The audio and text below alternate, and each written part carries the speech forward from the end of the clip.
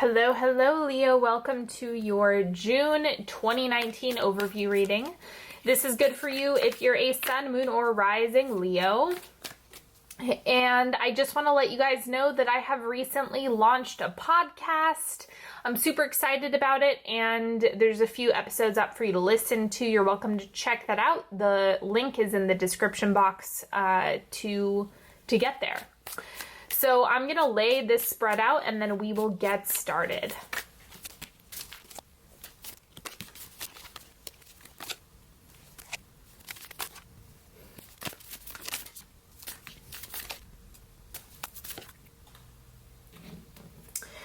Okay, I am going to pull these oracle cards and then we will dive into the reading. Hello and welcome. If you're new to my channel, it is such a pleasure having you here. And go ahead, take a deep breath into the diaphragm. Notice anything that wants to come up today. If you have a specific piece of information that you're looking to have come through, make that request now.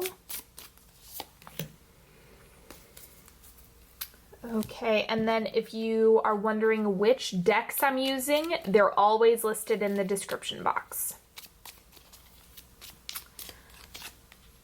Okay. So let's go ahead and start with the truth bomb for you this month. Let your joy rise to the surface.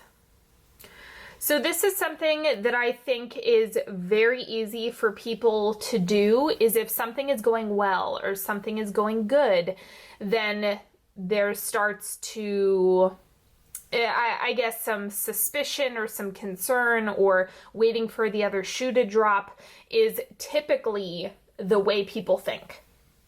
So what you want to do is, instead of going to that place, because more than likely if you're having a fearful thought, it is probably riding off of the wave of a joyful thought or an excited thought, or if something is going really well. It's like your brain wants you to be on the defense. It wants to keep you realistic and make sure that you're keeping your eyes peeled for any threats, right?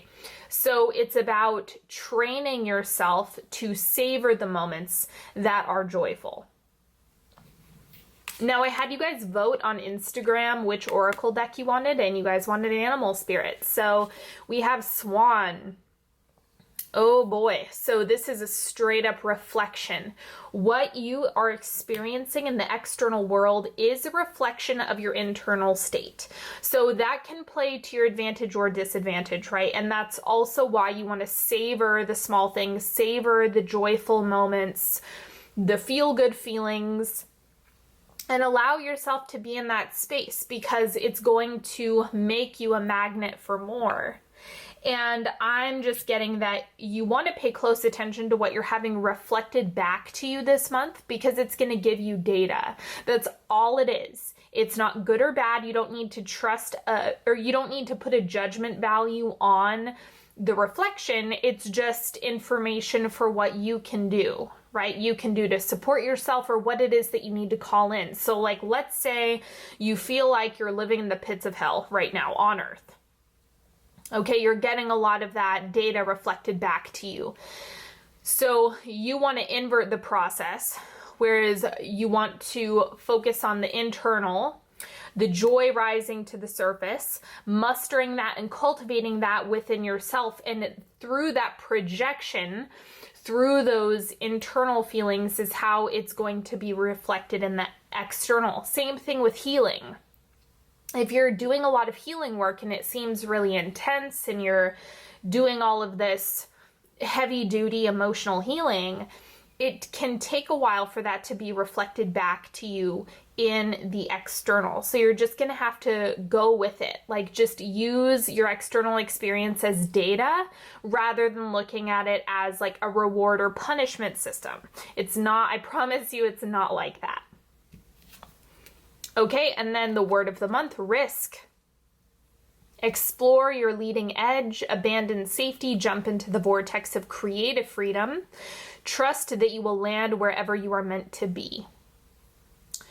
Okay, so the abandon safety, jump into the vortex of creative freedom. This is about challenging yourself and doing things you haven't done before.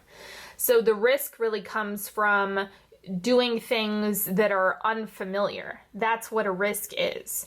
So it's safe for you to do that this month. Maybe it's getting outside of your comfort zone. Maybe it's having more boundaries. Maybe it's listening to your intuition rather than what other people are projecting onto you. There's a lot of different ways that risks can manifest. So just go with the ones that are calling to you. The central energy for you this month, the 10 of Pentacles. So you're going to have to think long-term, big picture foundation. This is a month where I think the right strategy for you is going to be keeping calculated risks in mind in terms of what is the potential reward.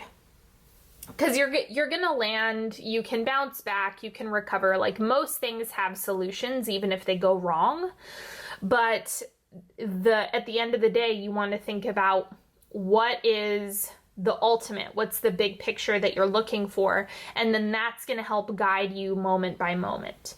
So it's about constantly making decisions as your future self, not past self, future self. What you have shifting out this month is the Six of Swords. I think some turbulence has ended. So whatever you were like pushing really hard to do, or whatever struggle was happening, that's resolving. So this is a card that's about being on turbulent water and getting to dry land. The 10 of Pentacles is the dry land, but the trick to mastering this card and using it to your advantage is looking at how your present self, the present moment, is what creates the future self, and using that as your dry land. Like all you have is now. I know that's cliche, but it's true. All you can do is focus on the now. It's not when XYZ works out. That's not when you want to start making moves. You want to focus on how can you really take yourself seriously now as that future version of yourself? And that's what's going to get you to your goals, to the place that you want to be. And then the oncoming energy is the Three of Wands. So looking out at the landscape, looking out in front of you, and really asking yourself, you know, what am I cultivating? What am I building here? I'm going to clarify this.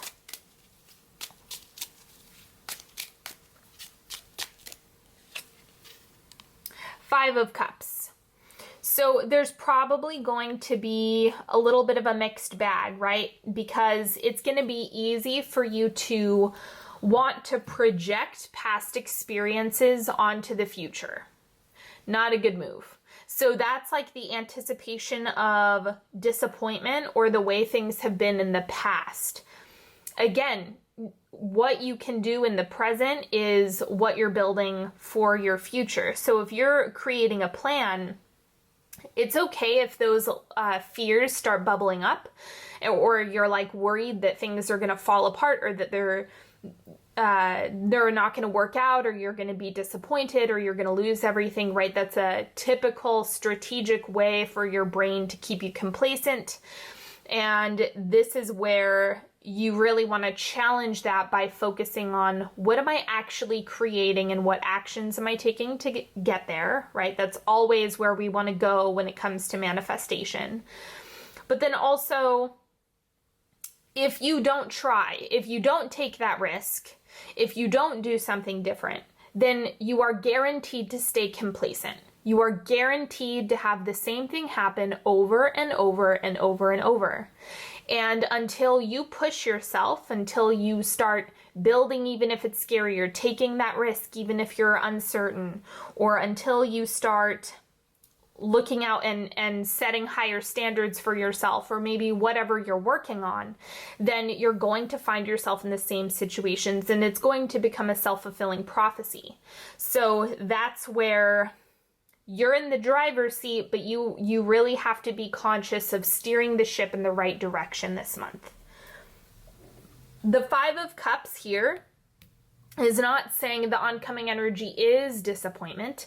This is the fear around not wanting to build or having resistance to planning, whether it be in the material or astral plane. And this isn't a guarantee. This is a projection of past experiences. So make sure you check in and just remind yourself that if you're growing, if you're doing the work, then your experience will be different. I promise you.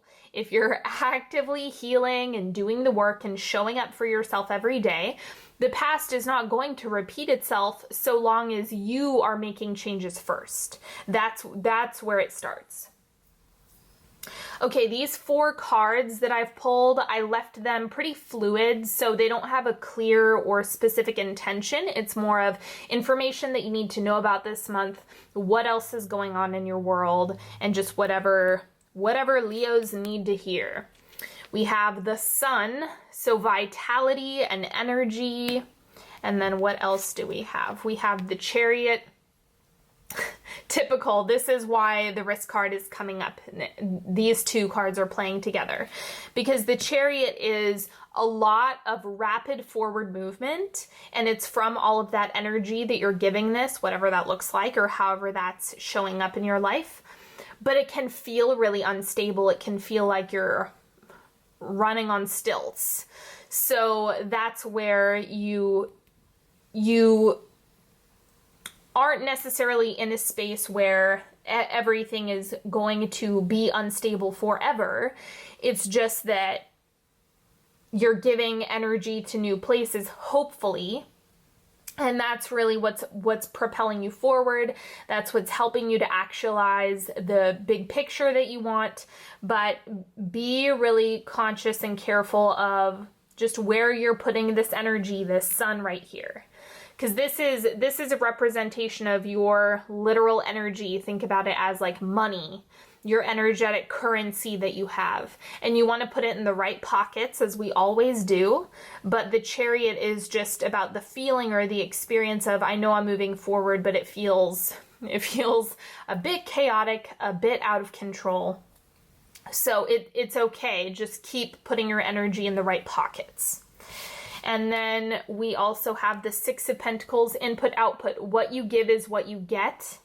And if you're giving your energy to all the wrong people, all the wrong places, all the wrong environments, then you're not going to actually manifest what you want. If you're giving your energy to the right things, then you're going to see progression happen a lot faster. So it's up to you. At the end of the day, you have free will. You have the right to choose whatever it is that's best for you moment by moment. And sometimes those choices are hard, sometimes they're easy, but at the end of the day, just keep in mind input output. This is a very clear cause and effect month. And then we also have the 3 of Cups. I'm going to clarify this.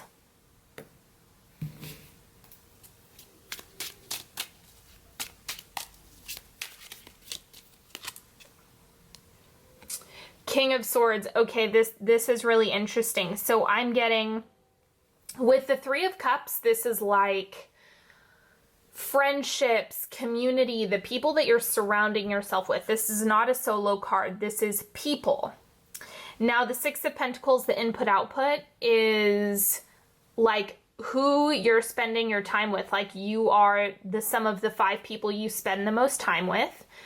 And if you know that there's like certain people that are bad influences or that you experience a lot of temptation around or that don't make you feel good mentally, you really need to evaluate that this month because you're going to be more sensitive to it is what I'm getting. Remember, you're having the reflections this month with where you are now and what you're having reflected back to you.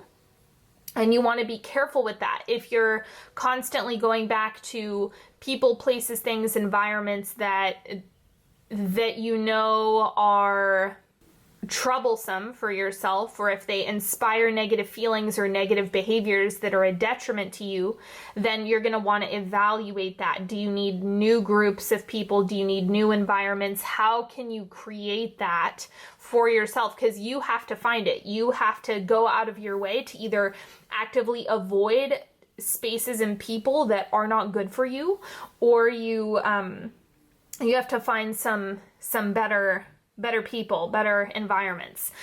The other thing that's coming up with the Father of Winter or the King of Swords is it's better to be solo sometimes than surround yourself with negative people or people that are bad influences. Like sometimes you just have to go it alone. Like I don't always recommend that, you know, I definitely don't recommend isolation, but at the same time, if you're thinking about the impact that someone who is toxic has versus just your own mind and then you being able to fill it with whatever media you want, go with the latter, for the love of God.